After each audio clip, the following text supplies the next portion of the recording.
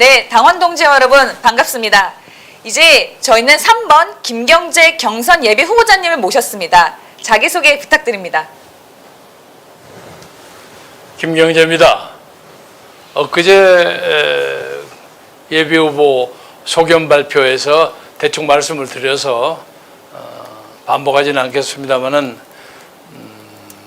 저는 오래전에 이 나라 대통령직을 맡는 것은 나와는 거리가 멀구나 하고 많이 생각하고 있었습니다. 제가 오랜 동안 외국에서 살았기 때문에 돌아올 때는 벌써 제 또래의 사람들이 다 정치적으로 앞서고 있었고 해서 포기를 하고 정치적으로도 좀 고난의 시기가 있어서 단념을 하고 있었던 차에 최근에 여야를 막론하고 대통령을 하겠다고 나오는 사람들을 보니까 저 사람들이 정말 대한민국을 끌어갈 수 있을까? 정말 주중에 누구 하나라도 되면 정말 큰일인데 그중에는 한두 명은 물론 있습니다만은 그래서 그런 걱정에 나날을 보내고 있었는데 때마침 정광훈 목사께서 이끄는 광화문 운동 그리고 국민혁명당이 내거는 정강정책이 이 나라를 끌어가는 데 가장 적절하다고 생각해서 과감하게 응모를 했습니다. 제가 보기에는 대한민국의 대통령을 할 만한 자질을 가진 사람이 적어도 제 주변에 아는 사람으로 한 20명은 있습니다. 근데 그 사람들이 조직이 없고 접근을 못해서 그만두고 그런 사람들이 꽤 많습니다. 근데 국민혁명당을 통해서 제가 그 뜻을 펼칠 수가 있다면 나라와 국민을 위해서 새로운 역사의 그 창달을 위해서 최선을 다할 각오로 나왔습니다. 네, 이제 자기소개를 잘 들어보았습니다. 그러면 이제 질문을 시작하겠습니다. 제가 김경재 경선 예비자 후보님의 자기소개서를 잘 읽어보았는데요. 좀 눈에 띄는 부분이 있었습니다. 기존 후보들의 역사 인식이 부족하다라는 것이 있었습니다. 지금 자기소개에서도 말씀하셨듯이 다른 후보자들은 저래서는 안 되겠다라고 생각하셨다는데 정확하게 구체적으로 어떤 점이 부족하고 그것에 비해서 예비 후보자님은 어떤 것이 강점인지 들어보고 싶습니다. 우리나라는 1945년에 광복을 할 때 정광훈 목사께서도 흔히 많이 인용하십니다만은 선택을 해야 했었어요. 이승만 박사냐, 북한의 김일성이냐 하는 선택에 직면하게 됐는데 당시에는 이 남한 쪽에도 북한의 김일성을 지지하는 사람이 적지 않게 있었던 건 사실입니다. 어떻든 간에 1945년이 지나서 1950년 그 김일성의 남침으로 인해서 우리가 동족상전의 전쟁을 벌여야 되지 않았습니까? 그때 이승만 박사라는 이승만 대통령이라는 불굴의 지도자가 나와서 대한민국을 이렇게 끌어갔습니다. 그러니까 대한민국은 자유민주주의와 시장경제를 해야 할 나라입니다. 그런데 요새 북한의 대남 공작 때문에 대한민국 토초에 수많은 그 간첩 비슷한 사람, 주사파, 무슨 별 사람들이 다 있어요. 그래서 저는 이번에 대통령 선거가 이 나라의 자유민주주의를 지키느냐, 소위 자유민주주의를 지키느냐, 아니면 북한의 주체사상에 그냥 넋 빠진 사람들의 공작에 넘어가서 사회주의 혹은 공산주의 국가로 전락하느냐 하는 이념의 좀 제3차 대전입니다. 그런데 이걸 모르고 그냥 뭐 경제정책에서 뭐 주택 활량을 하는데 뭐가 어쩌냐 이런 거 안 된 거. 그리고 심지어 어떤 사람들은 우리 국방에 501개 그 대계가 있으면 한미연합사에서 벌리는 우리의 생존과 관련되는 그런 계획도 전혀 모르고 있어요. 이런 사람이 대통령을 하면 어떻게 대한민국 50만 국군을 끌어갑니까? 이거 큰일 났어요. 그냥 가만히 앉아서 그냥 대한민국을 그냥 북한의 김정은의 아가리에다가 갖다 바치는 그런 결과가 되지 않느냐. 이거 가만둬서는 안 되겠다. 그런 생각을 가지고 있습니다. 네, 그렇다면 제가 아까 말씀드린 것 중에 하나가 이제 기존 정당 후보들이 어떤 점에서 부족한지에 대해서는 말씀을 잘 해주셨습니다. 그러면 이제 제가 추가적으로 더 묻고 싶은 건 그렇다면 경선 예비 후보자님께서는 그에 비해서 어떤 점이 또 강점인지 그것도 여쭤보고 싶습니다. 저는 1972년에 미국으로 유학을 떠나서 1987년 말에 5년 몇 개월 만에 세칭 16년에 망명을 하고 돌아왔습니다. 당시에 갔을 때는 박정희 정권에 반대하는 학생운동자의 신분으로 갔고, 가자마자 여권이 취소돼서 망명자로, 무국적자로 살기도 하고, 미국에서 소위 민주화 운동을 많이 했습니다. 북미주, 소위 카나다와 미국을 대표하는 북미주의 민통연합 전국 의장도 하고 그랬습니다. 그런데 그 과정에서 제가 다니는 학교에 한때 그 이승만 박사께서 그 옆에 프린스턴을 다니다가 제가 다니는 유펜으로 와서 한 2년 동안 경제학 공부를 하셨더라고요. 그래서 그런 인간적인 유대 때문에 이 박사님을 쭉 보다 보니까 이건 대단한 분이에요. 제가 여기서 이 박사를 반대했을 때는 그냥 독재하는 사람 이렇게 생각을 했는데, 엄밀히 말하면 그 독재는 이 박사는 이미 대통령이 당선이 돼 있는 거고, 이기붕 부통령 후보에 대한 어떤 부정선거 때문에 우리가 반대를 하지 않았습니까? 그래서 가서 이승만 박사의 그 족적을 보면서 이 양반은 우리가 도저히 놓칠 수 없는, 우리하고는 차원이 다른 불굴의 민족 지도자라는 걸 실감했습니다. 그 양반이 또 거기서 독립운동하면서 당시 필라델피아에서 살았던 서지필 박사와 왔다 갔다 형님 동생 하면서 거기서 일도 해주면서 독립자금 작업 받아가지고 상해도 가고 그리고 뭐 파리도 가고 많이 그랬던 그 족적이 아주 많이 있습니다. 그래서 이 박사가 대단한 분이구나.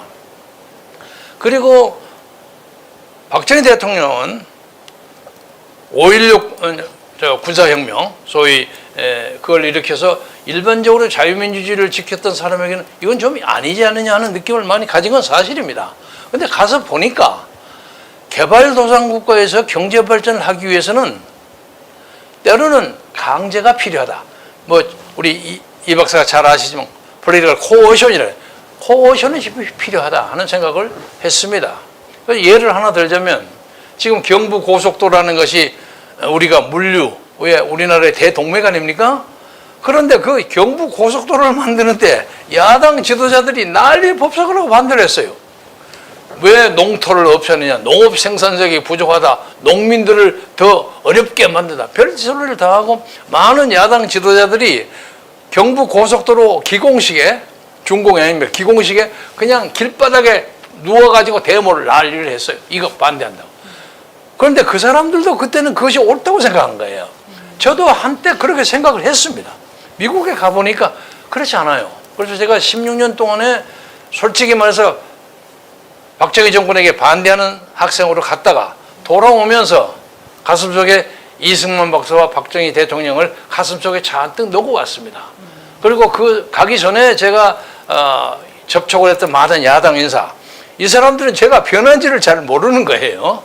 그래서 틈틈이 얘기했어요. 틈틈이 얘기해서 이 나라는 막연한 중도나 적당한 진보나 이걸 가지고는 안 됩니다.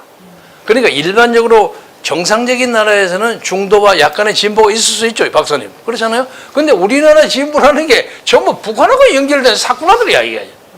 이건 안 되는 겁니다.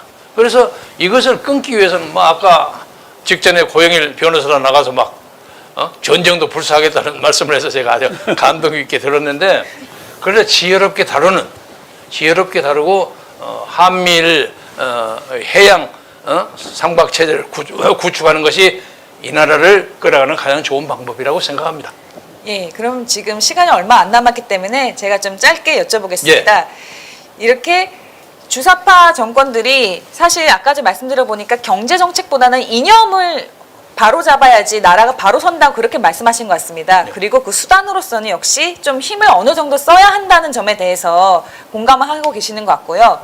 그렇다면 이제 제가 아까 전에 고영일 후보자님께도 말씀드렸던 것 같이 사실 국민혁명당은 지금 제1야당이 아니고 이제 여당이 된다 하더라도 아직 세력이 좀 부족하다는 건 사실입니다. 그렇기 때문에 국민혁명당의 수석 고문으로서 계셨기 때문에 국민혁명당이 전국에 뿌리 내리기 위해서 어떤 계획을 갖고 계신지 그것도 듣고 싶습니다. 지금 국민혁명당 조직위원회에서는 전국의 254개의 선거구에 3,500개의 동책을 전부 만들고 있습니다. 그래서 아마 우리 조직이 완성되면 1000만 당원도 쉽게 달성될 뿐만 아니라 대한민국에서 아무도 국민혁명당을 무시할 수 없는 그런 세력이 되리라고 보고 있습니다. 이미 제가 알기로는 200만을 돌파해서 300만으로 가고 있는데 이것만 하더라도 역사상 우리나라에 200만 이상의 유료 소위 그 당비를 내는 당원이 일찍이 있은 적이 없습니다. 그래서 이 힘을 가지고 현재 국회의석이나 이런 데서는 좀 우리가 정책적인 실수를 해서 접근하지 못했습니다만은 시간이 짧지 않았어요, 우리가. 그래서 이번에 대통령 선거에 이기게 되면 민주당은 안 되겠지만은 국민의힘 쪽에 중도 보수 이런 사람들을 설득해서 올 수 있습니다.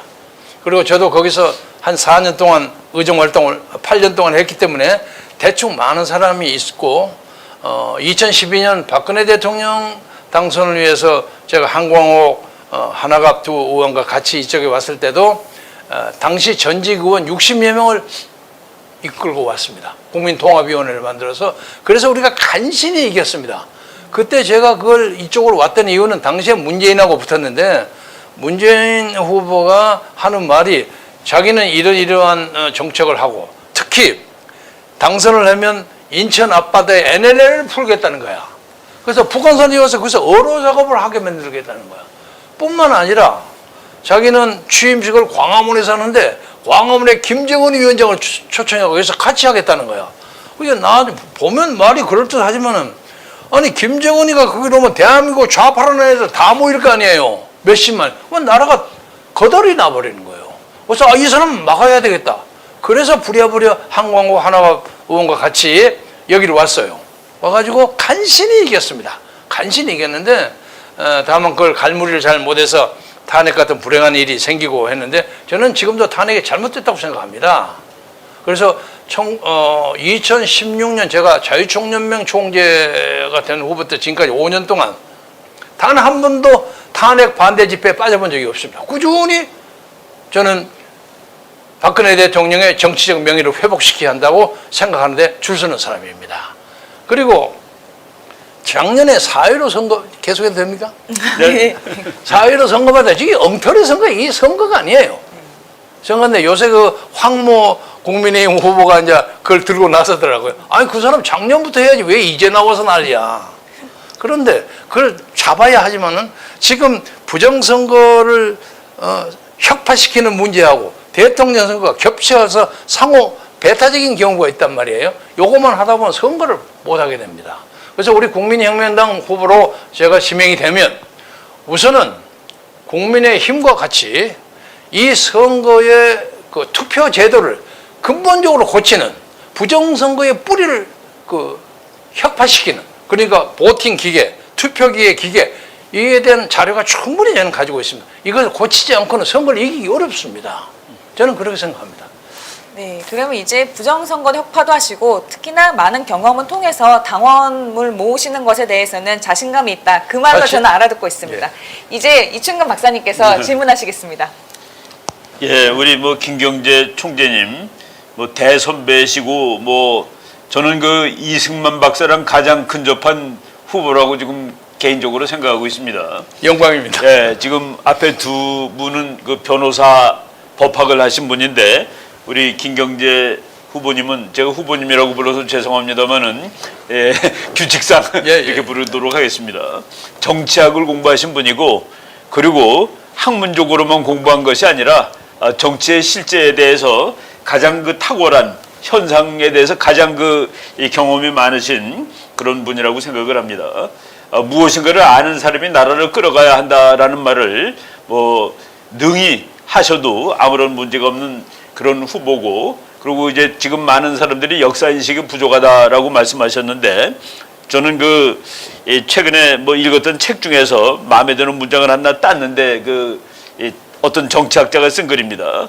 그분이 말한 것을 제가 잠깐 읽어드리고 거기에 대해서 우리 후보님이 부연 설명을 잠깐 해줬으면 좋겠다라는 생각을 하고 있는데 제가 그걸 읽겠습니다. 옛부터 땅이 작다고 하여 소국이고 인구가 적다 하여 소국인 것이 아니라 소인배들이 많으면 소국이라 했다. 의식과 의지에 있어서 대인다운 사람들을 찾아서 이 나라를 대국으로 뻗어나가게 할 21세기를 기억하며 세월의 흐름에 역사적인 의미를 담을 채비를 서둘자. 아마 그 동문쯤 되는지 모르겠습니다. 이명용 교수님이 하신 예. 말씀인데. 제가 공군사관학교에서 저 교관을 같이 했습니다. 아, 그렇습니까? 예. 예. 제가 이 말을 듣고서 참 괜찮다라고 생각했는데 오늘 그 후보님 말씀이 이 말씀을 하시는 것 같아가지고 예. 이 검증을 한다기보다도 여기에 대해서 한번 부연 설명을 해주시면은 우선 그 이명현 박사는 북한에서 내려온 사람입니다. 예. 그래서 어렸을 때 굉장한 고난을 겪어서 고등학교 졸업장도 없어요. 그리고 그냥 검정고시로 물리대 철학과를 들어온 사람입니다. 그리고 브라운인가에서 박사도 받고 비트겐슈타인의 그 비교 철학을 가지고 유명한 세계 철학자 협회 회장도 하고 하는 사람입니다. 제가 공군사관학교 같이 교관을 했습니다. 그걸 하셨군요. 제가 그 말씀을 드리면서 느끼는 것은 이승만 박사님이 갑자기 생각나는데, 이승만 박사님은 대한제국 말기에, 고종 말기에 이 왕정을 혁파하고 자유공화정을 만들자 하는 혁명을 일으키다가 사형선고를 받았어요. 사형선고라는 건 요새는 그래도 사형선고 집행도 보류하는 그런 일도 있지만 그때는 그냥 칼만 가면 그냥 하루아침에 가는 거 아닙니까? 그래서 한성 감옥에서 5년 동안 감옥살이를 했어요. 사형수로. 근데 그때 쓴 책 독립정신이라는 책을 제가 프린스턴 대학 도서관에서 그걸 봤어요. 그런데 놀랄만한 것은 100년 전 책인데 국가는 교류를 해야 한다. 수출을 하고 물류를 해야만 산다. 그리고 뭐 인문을 발달시키고 외국에 많이 보내고 그렇게 해야만 살지, 여기서 살면 우리나라의 개구리가 된다. 그런 말씀을 쭉 하셨더라고요. 100년 전에. 그래서 저는 그 소국이라는 것이 나라가 적어서 소국이 되는 것이 아니라 그 말씀이 참 맞습니다. 그리고 우리가 지금 삼천리 한반도의 반을 차지하고 살지만은 저 북방도 사전 대한민국 헌법상 대한민국의 영토를 불법 집현 반란 집단이기 때문에 저게 우리나라 영토입니다. 그렇게 삶에도 불구하고 우리나라의 세계적인 기업이 얼마나 많습니까? 우리나라 여성들이 얼마나 골프를 잘 칩니까? 그냥 LPGA에 가면 1등부터 한 5등까지 거의 대부분이 한국의 낭자들이 하고 방탄소년단은 얼마나 잘합니까? 그래서 우리의 재능과 창의성, 그 불굴의 현실 적응력을 가지면 이 조그만 나라 가지고도 세계에 꽝꽝거리고 우리가 10대 경제국에 들어가는 나라예요. 맞습니다. 만약에 저걸 다 포괄을 한다면 우리가 일본하고 중국에 절대로 꿀리지 않는 나라가 될 수 있다고 생각합니다. 우리 박사님도 잘 아시겠지만 인도의 시상 타골이 오래전에 코리아여 언젠가 동방의 불빛이 될 것이다. 저는 그 말을 막연하게 들었는데 이것이 맞을 수도 있다고 생각합니다. 그래서 우리가 지금 이 위태로운 자유민주 체제를 잘 지키고 북한을 저 미몽과 공산주의 독재 세습체에서 깨부시는 자유의 광장으로 나오면 우리나라는 정말로 좋은 민족이 되리라고 생각하고, 하나만 덧붙이자면 제가 청와대에서 근무를 하다가 자유총연맹이라는 350만의 조직을 가진 우리나라의 그 보수주의 정당의 수장으로 선출이 돼서 선거를 돼서 된 겁니다. 92명의 통일선봉대라는 걸 만들었습니다. 우리는 절대 니들을 쳐들어가서 니들을 만들려고 하는 그런 의욕이 없다. 자유로 열면 자유스럽게 같이 먹고 같이 사는 그런 나라를 만들자. 제발 쳐들어오지 말게 하자.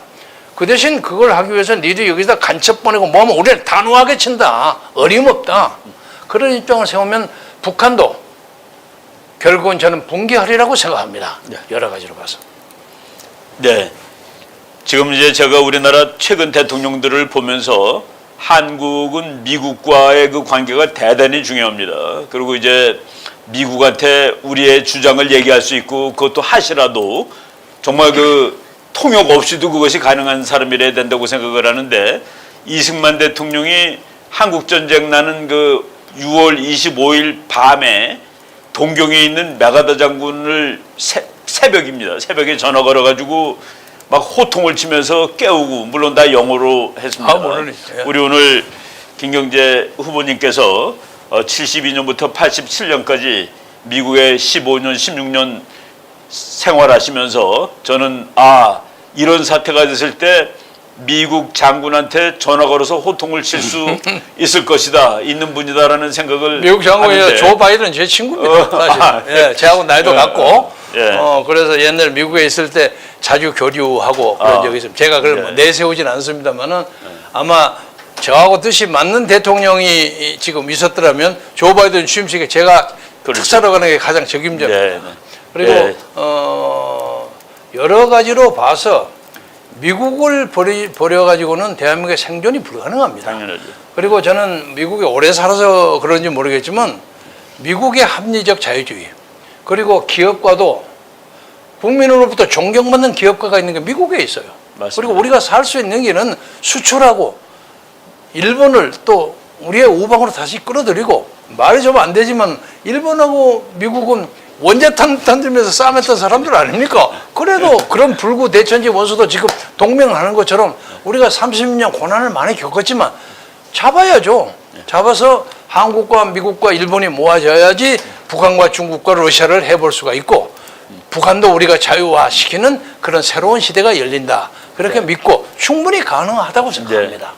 예, 제가 뭐 더 이상 질문할 거 없는데, 그 미국을 이해하고 세계를 이해하시는 분이 우리의 그 대통령이 당연히 돼야 됩니다. 그리고 우리 그 후보님이, 우리 국민들이 다 지금 보셨겠지만은 그 뭐 판단을 하실 수 있을 것입니다. 미국과 언제든지 밀접하게 즉시 소통이 가능한 그런 후보라고 생각이 됩니다. 예, 제 질문은 여기까지 하겠습니다. 네, 그럼 지금 30초밖에 안 남았기 때문에 지금 추가적인 질문하기 좀 뭐하고, 그래서 저희는 이만 마무리하겠습니다. 말씀하셨듯이 국민혁명당은 당원을 보면 절대 작지 않습니다. 국민혁명당 당원 여러분들께서는 자부심을 가지셔도 좋습니다. 단, 다른 정당과 연합하고 유학하신 경험을 살려서 안정적인 국정을 운영하시겠다는 말씀, 국민혁명당에 필요한 전략이라고 생각을 합니다. 그럼 저희는 잠시 뒤에 뵙겠습니다.